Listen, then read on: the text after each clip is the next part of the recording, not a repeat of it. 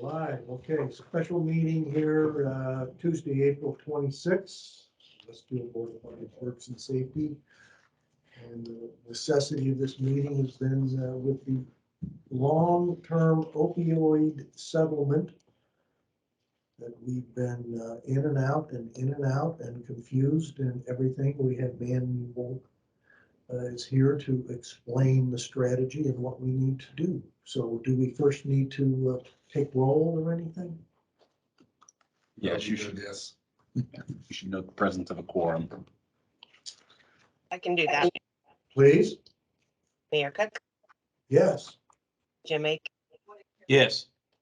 Larry Carino. Here. We do have a quorum. All right, so let's begin with the item we have for today. And before we even motion anything, Manny, give us a Sure. background history so we understand it. Sure, happy to. So this is the culmination of a years-long process where the city filed a lawsuit against, at that time, the three main distributors and four main manufacturers of opioids that contributed and largely created the opioid epidemic that has been plaguing this country. And along the way, retail pharmacies were added as more data became available. And fast forward to about a year ago, you started to see a lot of nationwide settlements. This is a nationwide multi-district litigation, which means that there are thousands and thousands and thousands of these cases consolidated largely, excuse me, in the Northern District of Ohio. And so this is, as I said, the culmination of all that effort and has resulted in a pretty substantial settlement of about $50 billion with some other outstanding settlements with the Sackler family in bankruptcy, a couple other bankruptcy settlements in the $5 billion and $3 billion range. So what is before you today is your option to opt into the settlement. What that means generally is you're saying, okay, I like the number. I like the way that the settlement is structured. And generally the way it's structured is the money will flow through the state of Indiana, as it has, this is generally the structure with most of the states in the country. And 50% of that money will be distributed to Indiana municipalities. Of that 50% that Westfield is going to get with this opt-in, 15% will be restricted for treatment and very specific type of infrastructure needs that deal with treatment. And then 50% will, oh, sorry, 35% of the 50 will be unrestricted. So you can use it as you deem useful for your community to supplement, you know, fire and safety and police efforts in this regard, or whatever you may deem proper.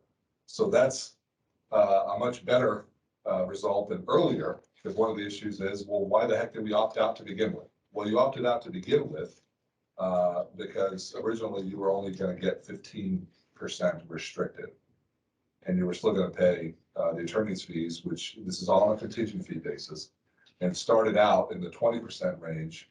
Now with this opt-in, you're paying 8.5% to all the law firms total of the settlement. And so overall, it's been a deal that's been in the works, and legislation was passed this last year to create this kind of opt-in structure and what that means. And this is just like I said, the culmination of a long time effort to get this settled. It's the second biggest type of settlement, second to tobacco in the country's history. And it's wide-ranging effects. And the resolution today memorializes your intent to opt in to this settlement structure. So that way, when there's a critical mass, and I believe actually there's a critical mass now, but when there's a critical mass, then that will trigger Indiana's approval of that structure, and then the money will be hopefully able to flow. Any questions based on that? No. So our total amount to the city would be It's approximately? a couple $100,000, more than a couple $100,000, I believe. There's I can give you a definitive number, but I don't have it in front of me. So 200,000 plus 15% must go to specific, Correct. and the balance is to probably public safety. Yep, whatever city deems necessary. That's right. And the attorney's fees are ahead of that. Correct. Yeah, the attorney's fees and costs will be ahead of that. So that 200,000 figure is net. Okay. And so, like I said before, when you opted out, the attorney's fees were double that.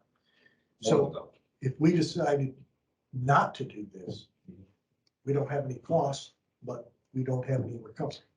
You still may get a recovery trickling down, but you're going to be paying, because this also amends your attorney fee agreement. You're going to be paying the 16% fully of any money that trickles down if there's a critical mass in Indiana that have opted in. So there has to be a critical mass for that to trigger that distribution schedule and that distribution mechanism.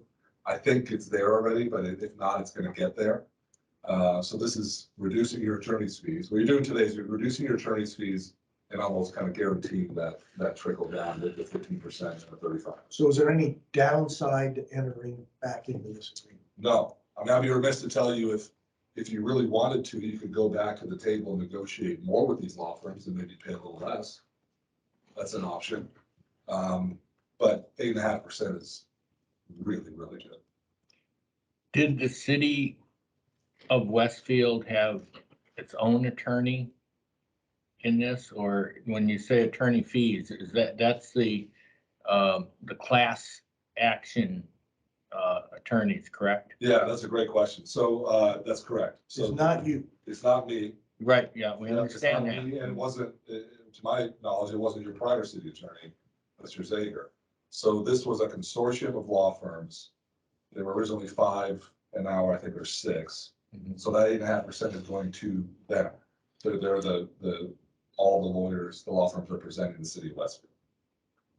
So Okay, there's no separate fees going elsewhere. So you're right, so the city has no specific attorney that came to us and said, opt out, that we have to pay a fee to. No, correct. Nobody else is going to get any attorney's fees except for the 8.5% is going to be taken off the top of the settlement for the law firms that have been with the city since it filed the lawsuit. And all the other cities and all the other Correct. Yeah, municipalities. they represent, I don't know how many now, maybe 60 across the state of Indiana and hundreds and hundreds and hundreds across the country. Who told the city to opt out of the class action?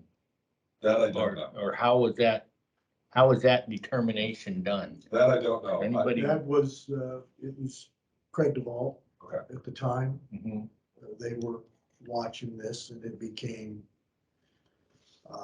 it just, as you said, I mean, it was almost all going to the state and a lot of cities opted out. Kind of in protest of not okay, coming, the money not coming back directly to the cities that, I mean, you could argue that the effects of this whole thing, I mean, it affects the cities. Does it affect the state?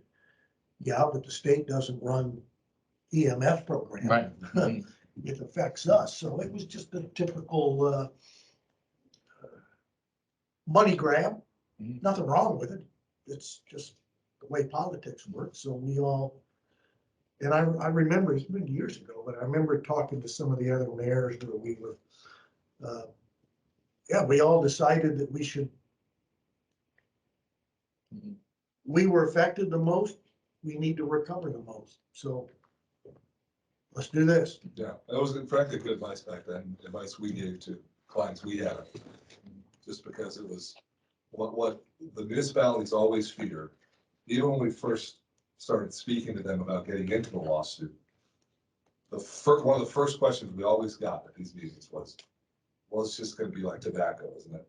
The state's gonna keep all the money and we're not gonna get anything. And we're not gonna be able to control what we do in our community. And the way it was structured, we truthfully said no. Because the difference between tobacco in this case is there are individualized damages here Right. that didn't necessarily exist in tobacco. Tobacco, everybody was affected Mhm. pretty similar. And here you could point to, you know, Shelbyville, Kokomo, Westfield, et cetera, have their own set of damages, and some were affected more, some were affected less.